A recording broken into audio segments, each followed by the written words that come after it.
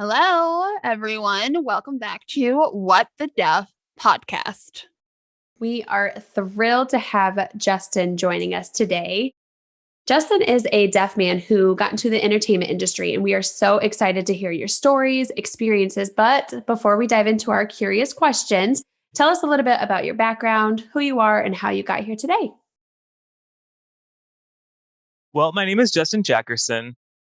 I was born and raised in the Bay Area. I also come from a deaf family. I've always loved American Sign Language and theater. Growing up, really. And acting's been a big part of my life.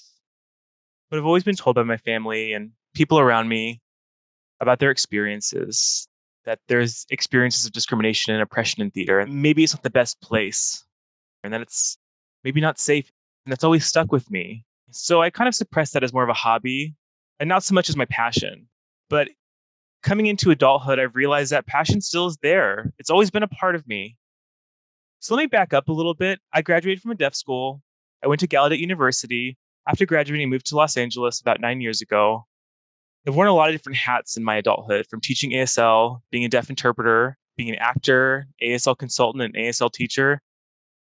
And I guess that's me in a nutshell. Great. So I'm curious, what's the difference between an ASL coach or an ASL consultant, or what were the other terms? Yeah, we noticed when we were looking at your bio on IMDb, it mentioned ASL Master, ASL Consultant, or Sign Language Teacher. I was wondering, are those all the same terms or different roles? Yeah, there's a lot of similarity between those roles. I think some of those roles take on more of a tutoring of the language. Now, when it comes to Hollywood and working with actors, there's more of an artistic approach to that. So if we're working with a character, understanding the character, what era they come from, maybe their age and background, and matching the American Sign Language to them and working through that process, working with lines translation as well. So that's more of the coaching aspect of that. But yes, to your point, producers will use a lot of different words to encompass the same scope of work. And how did you learn to become an ASL consultant and master? Did production ask for your resume? Or, how does someone who wants to become an ASL consultant become one? Well, really, my first time working as an ASL consultant was actually at Gallaudet. So at the time, I was majoring in American Sign Language, and the theater department at the time needed someone to take on the role of ASL Master for a play that they were working on. They reached out to me, and I was happy to work in that role. So there was my first familiarity to it. So after moving to LA, some time had passed, and there was a movie in production called The Shape of Water. So it actually won an Oscar for Best Picture. So in production, they had reached out to CSUN. They were looking for someone who could take on a role of tutoring one of their characters who would be playing a mute person and signing an ASL. CSUN reached out to me directly, and from there, I fell into it. I took a few more jobs from that experience. That was a significant moment that really impacted the growth of my resume. So I also did other productions, This Close, if you're familiar with it, other things along the line. I've also worked with Deaf West Theater too. So I'm wondering, after looking at your resume, I noticed that your acting experience varies from the deaf world and the hearing world. You've got Gallaudet University, Deaf West Theaters, deaf schools, and then you've got hearing production. So are your experiences different? Are they similar? What is different and why were they different? I'm just curious. It's definitely different, as you said. The deaf community, it's more deaf centric. There's a common understanding of deaf culture and communication within. I would say I was spoiled growing up. I went to a school for the deaf and I went to Gallaudet. It was never an issue. Now, when I moved to Los Angeles, I was met with a lot of frustration with communication specifically, and their awareness and sensitivity was lacking. I had to take on a lot of responsibility of educating them from the audition all the way to production and everything in between, even in my role as an ASL consultant and as an actor. I think oftentimes people don't realize how much there is to being deaf and working with deaf people and all those things that must be considered. It's not simply hiring someone who's deaf, but there's a lot of considerations that must be made and groundwork to be laid. I worked on a feature film, and it was actually filmed in Idlewild. So Idlewild is up in the mountains, and it was tough. It was an experience. I was really excited, though. Come to find out, there was no interpreter. I would say I was there for about a week, and they were all non-signing people. Without an interpreter? Yes, no interpreter. Wow. And wow, it was brutal. The movie itself was a horror film. So my character was evil in essence. I was possessed by a spirit. So I had a wife. It had an interesting storyline. But the experience of being on set and the role, it really took a toll on my emotions. I think the culmination of those things was projected onto my character. And I think maybe it actually helped. But the experience of frustration, nonetheless, was a reminder to really stand my ground before arriving on set and being surprised, making sure that everything I need is accounted for. It was definitely a learning experience. Were you able to talk with them and ask for an interpreter, or did production not provide you one? I mean, how was that whole process? Really, it was a way for them to save money.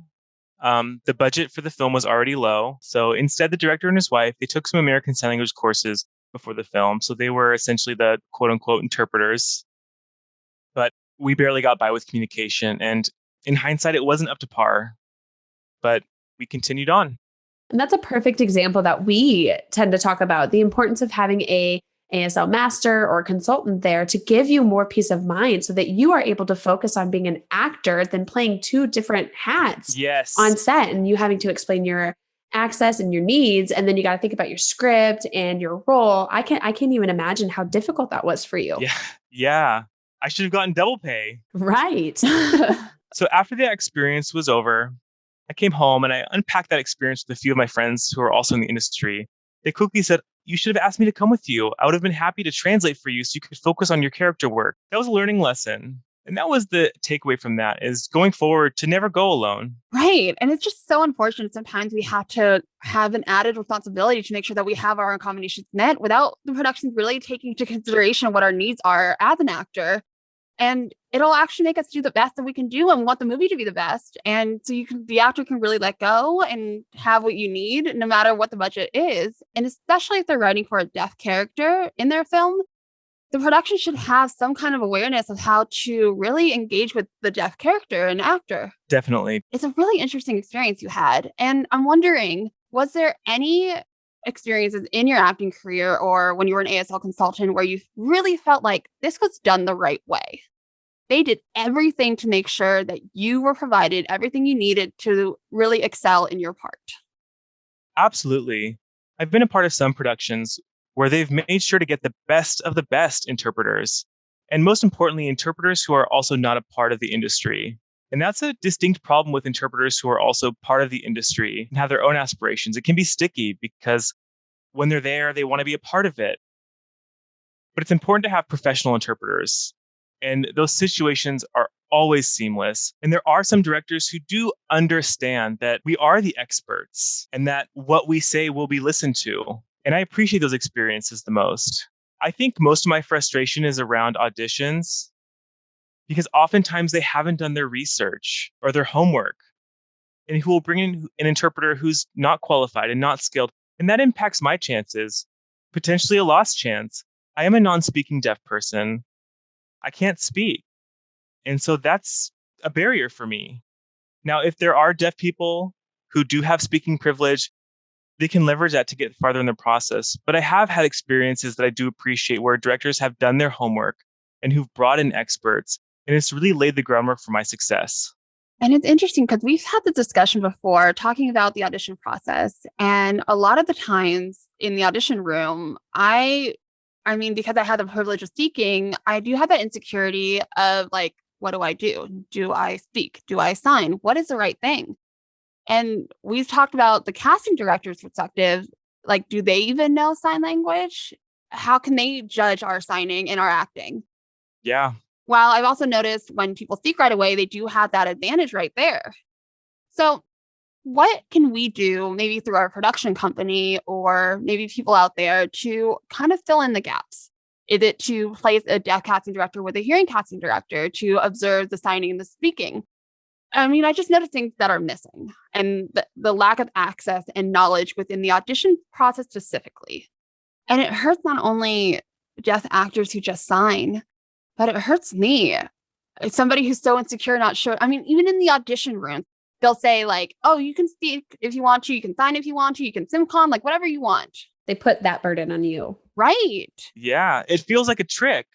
Like, And that's why I feel like it's the same with other deaf actors. Like, what is the right way? Like, how can I show my best audition when I don't know what the casting directors are looking for with this deaf role?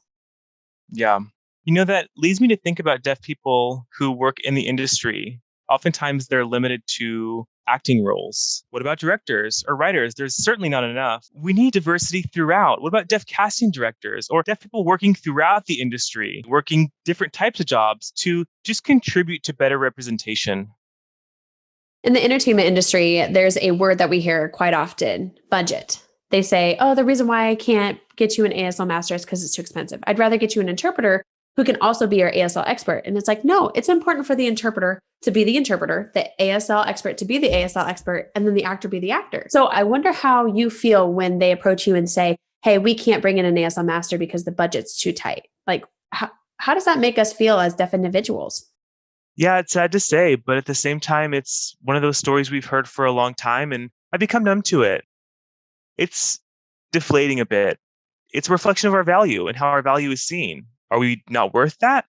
So without hesitation, production, you'll bring in vocal coaches, makeup teams, hair and wardrobe teams as well. But ASL coaches, it's a different story.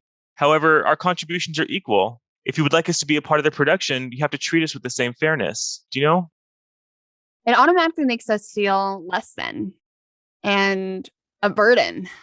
And yet they're willing to write a deaf character in without really understanding what that truly means and understanding our culture.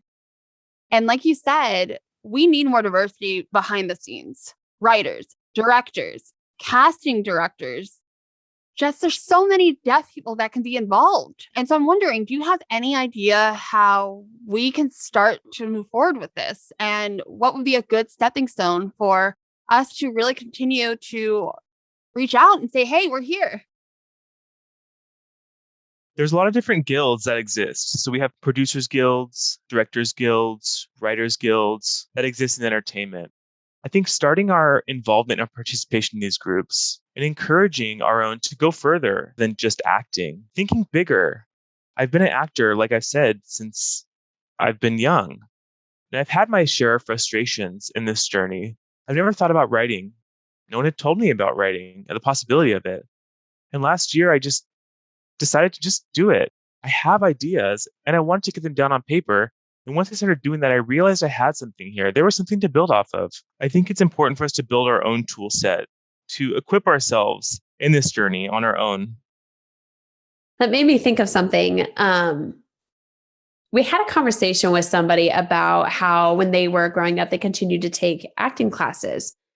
And it made me think, so you have been an actor and you took acting classes at Gallaudet University where accessibility was already there. But after graduation, did you continue taking acting classes here in LA? And did they have an interpreter for you, or what was that process like? Because being a deaf actor is totally different than being a hearing actor. Yeah.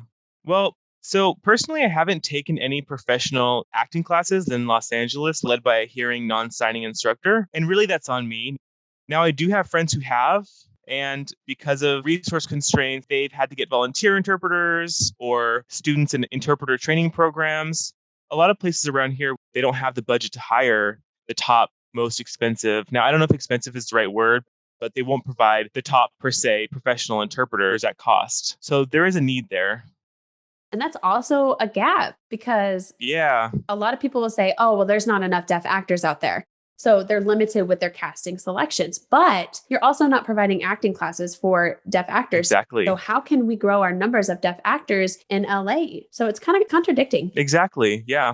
And now I'm curious because you talked about your writing and that you're trying other new things. You actually created the ASL Lab. Yes. So tell us about it. Why did you create this? What is it? So our audience can learn about it. Prior to the ASL Lab being founded, I had seen a lot of different people and different creators creating accounts on different platforms, a lot of topics just being discussed. I think the pandemic really pushed me to do this. I think that you can say the same as well for What the Deaf. Right. Exactly. And it's a beautiful thing. And so I had noticed a lot of these accounts, of course, themed under American Sign Language, but there was substance missing. There was depth missing, depth of grammar. I had seen some vocabulary, some signs that were being used incorrectly that wasn't a conversation being had currently. And that's something that I wanted to talk about. So that's what led me to start the ASL Lab and just add, a dose of humor. And I guess it could also be seen as an outlet for my acting. It's something that's really fun. And from there, it's just blossomed and exploded. And it's been unexpected and fun. It's really amazing. And all the hard work you did to create this and make it accessible for everyone, I applaud you. Thank you. It is not easy to create content like that and of good quality too. And it's accessible for hearing and deaf people. Yeah. And that makes me feel like every deaf child should take a class under you. Because for me, growing up, I knew my language, but I never had access to ASL classes where I could really understand the background and history behind the language. So to watch your account, I'm just in awe because I'm continuously learning something new about my language. So I think about deaf children who should have access to those kind of classes and learn the history of such a beautiful language. Yeah, I've received a lot of heartwarming responses from the deaf community that also shared that same awe that I held in these discoveries, and myself included. I never really understood and analyzed American Sign Language until I had gotten to Gallaudet. I grew up in a deaf family. I went to a residential school for the deaf. ASL was always there. We didn't hold it in the same regard as English. We were taught to respect English so much. It wasn't until I got to Gallaudet that I was able to see, wow, like ASL is equivalent to English. I love the history of ASL. And I love sharing that with others and that it's received well. You also said that you were an ASL teacher, right? Yeah. So how has it been with your experience with online and Zoom with COVID? Like, what are your feelings about it? Do you like it better? Is it harder or both? Or what are the pros and cons? Both, really. I think in the beginning, it was really difficult. It was a transition and that was tough. There was a lot of lessons to learn. I think for myself, other teachers and students as well. Zoom fatigue is very real. I decided to flip the classroom. So what that means is I would record my lecture and then I would post the lecture for students to watch. And after that, we would discuss the lecture. We eventually got the hang of that new approach. So it does has its pros, especially that for those students who are strong virtual learners, for those who learn at their own pace, they have the opportunity to watch those videos again. If the instructions are live, they just go home at the end of it and they don't have the opportunity to rewatch it. On the other hand, I have students who rely on that in-person interaction. So online can be a struggle for them. ASL has always been thought to be an interactive language. So being online can be tough, but it does beg the question. Here we are on Zoom having a conversation. Is ASL an in-person interactive language? Right. So there's been a lot of growth in that area and that approach. And it's been a learning lesson through it all. Right. So deaf events need to happen virtually. There's no excuses now. Yeah, right. Right.